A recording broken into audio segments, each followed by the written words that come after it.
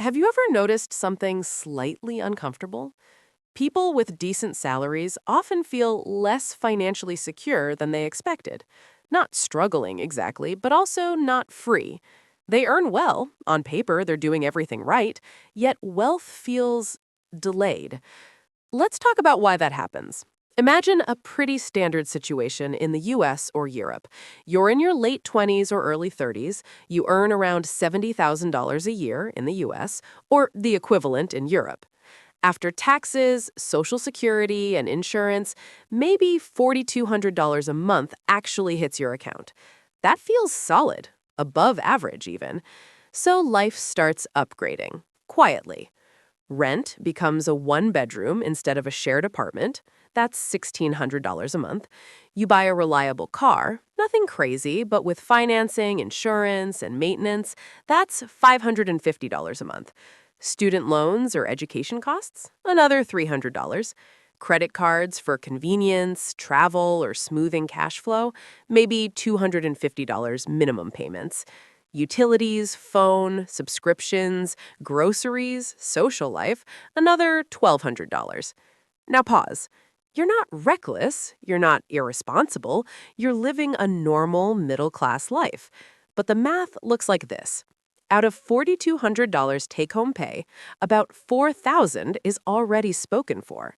What's left isn't zero, but it's fragile. And this is where the real issue begins. The mistake isn't overspending, the mistake is structural.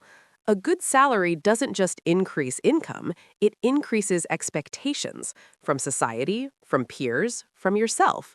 The moment your income rises, your life quietly reconfigures around fixed monthly payments.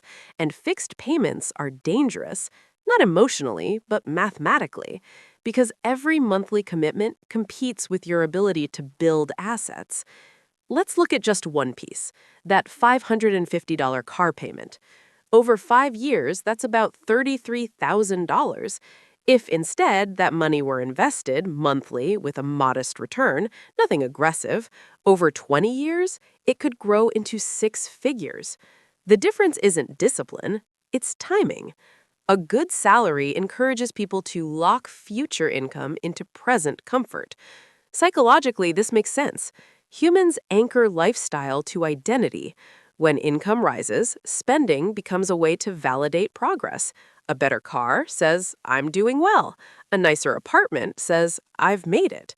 None of this is irrational, it's deeply human. The problem is that comfort gives immediate feedback, while wealth gives delayed feedback. You feel the lifestyle today. You don't feel the compounding you gave up. So the brain chooses certainty over abstraction. If this pattern continues unchecked, the long-term effect is subtle but powerful. Income keeps increasing. Stress doesn't decrease. People earn more in their 40s than their 20s, yet feel more trapped. Why? Because flexibility disappears. Monthly obligations rise faster than freedom. At that point, even high earners become dependent on their salary, not because they're careless, but because their margin vanished years earlier. Now, contrast this with how financially intelligent people tend to think. Not smarter, not more disciplined, just oriented differently. They don't ask, can I afford this monthly? They quietly ask, what does this delay?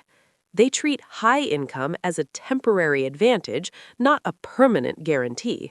They understand that wealth isn't built by earning more, it's built by keeping optionality.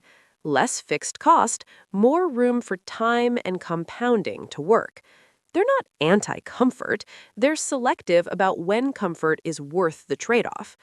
So the real insight isn't about cutting lattes or extreme frugality. It's about recognizing that a good salary is most powerful before it reshapes your lifestyle. That window doesn't stay open forever. Once monthly obligations lock in, wealth building slows, quietly, legally, and predictably. This isn't a warning, and it's not advice you need to act on today. It's simply awareness. Because once you see how income, psychology, and fixed costs interact, you start making calmer, clearer decisions without guilt. If this perspective helped you think a bit more clearly, consider liking the video or subscribing for more calm, rational conversations about money.